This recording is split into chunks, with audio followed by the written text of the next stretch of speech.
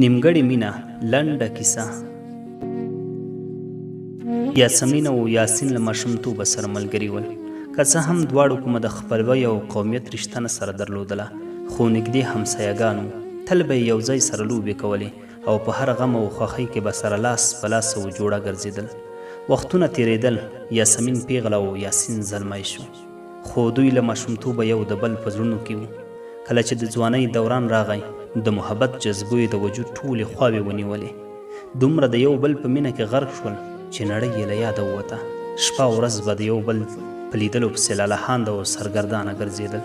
که څه هم ماشومتوب یو خوندور او نازولی ژوند وي، که ماشوم هره غلطي وکړي نو لویان وایي چې خیر دی، ماشوم دی. خو د ځوانۍ عمر بیا د پیغلې او زلمي لپاره له ستونزو ډک وي.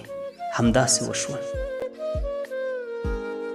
د دوی د دواړو ژوند هم د ځوانۍ په درشل کې له ستونزو او کړاوونو ډک شو. هغه داسې چې یوه ورځ یاسین یاسمین ته وویل، نور نشم کولی چې دا په پټه ستا د راتلو لارې وڅارم. نن مې مور تاسو کره په مرکه درلیږم. په یاسمین دا خبره د ټوپک د ډس په څیر ولګېدله، ځکه هغه پوهېدله چې په یو پښتنه ټولنه کې ژوند کوي، او که خدای مکړه کورنۍ یې د یاسین د دوی غوښتنه ونه مني، هسې نه چې په کلي او ولس کې مینه رسوا او د پیغور وړ وګرځي. نو یاسین ته یې مخ ور راواړولو او ورته یې وویل، پام کوه چې دا غلطي ونه کړې، هسې نه د کور خلک به مې ووژني. خو یاسین یې خبرو ته غوږ کېنښود او ورنه روان شو. د شپې مور ته ټوله کیسه کړې وه، او په سبا ماښام یې مور او پلار د یاسمین دوی کور ته ورغلل. له روغبړ او چای وروسته د یاسین مور د یاسمین مور او پلار ته دغه خبره راواچوله، خو خبره نه وه، سم قیامت جوړ شو. د یاسمین پلار په لور شکونه شروع کړل. کله چې هغه کیسه غلې شوه، بیا یې وویل چې زه نه غواړم خپله لور د بل ولایت کس ته ورکړم. د یاسین کورنۍ خالي لاس سره رخصت شول. کله چې یاسین دا حالت ولیدل نو سخت خفه شو، په بیړه له کوره ووت. ناګهانه یې په یاسمین سترګې ولګېدلې. غوښتل یو څه ورته ووایي، خو یاسمین د خبرو کولو وار نه کړ. په تونده لهجه یې ورته وویل، له مخې مې ورک شه. په یاسین دغه خبرې سر وګرځولو او پړ مخې په ځمکه راپرېوت او بېهوشه شو. یاسمین کور ته لاړه او یاسین د کلي خلکو ته روغتونه ورسولو. خو کله چې په هوش راغی او حالات یې ښه شول، له روغتونه وتښتېدلو او د یو ملګري په مرسته د ایران د لارې د شپې ناوخته په قاچاقي توګه ترکیې ته روان شو. کله چې ورسېدلو نو هېڅوک یې له حاله خبر نه و.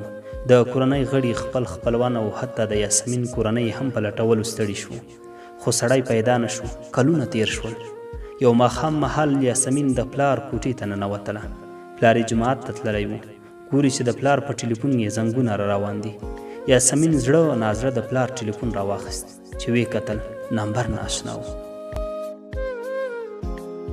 اوکې یې کړ. له هغه خوا غږ راغی، سلام ماما جانه، زه یم یاسین. یاسمین چې د یاسین غږ واورېد لکه مړی چې را ژوندی شي. بدن یې په رېږدېدلو شو، خو زړه یې وار نه کولو.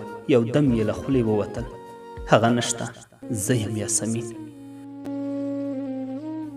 یاسین ته دغه نوم د نړۍ تر ټولو بهترین نوم و، خو اوس یې په غریو نیولي غږ ورته وویل، څنګه یې اوس هم له ما نه کرکه کوې؟ ستا د لاس او ستا په وجه خو زه له کور کلي ورک شو. یاسمین د دغې خبرې زغم نه لرلو. ورته یې وویل، ما وبخه، ته زما ژوند یې، زما ځان یې، هیله کوم بیرته راشه. ما خو ټوکې کولې، تا په رښتیا ځان ورک کړ. په ژړغوني غږ یې ورته دا ټپه زمزمه کړه، خدای خو دې دا ځلې پیدا کړه، خدای خو دې دا ځلې پیدا کړه، بیا مې توبه ده، غوسه نه درته کومه. خو یاسین یې خبره ورپرې کړه او ورته وویل، په آخرت به لالی غواړم، په آخرت به لالی غواړم، په دې دنیا یې ظالمان نه راکوي نه. نورې ټلیفون کې غږ خپ شو، خو یاسمین هم ورته لکه د ژوند وروستی وصیت یې چې وي دا ټپه زمزمه کړه، مینه دې وکړه رانه لاړې، مینه دې وکړه رانه لاړې، لکه مرغۍ چې ځاله جوړه کړي ترې ځینه. نور نو دغه ټلیفوني اړیکه پرې شوه او دواړه د نفرت تروږمیو په خپله غېږه کې واخیسته.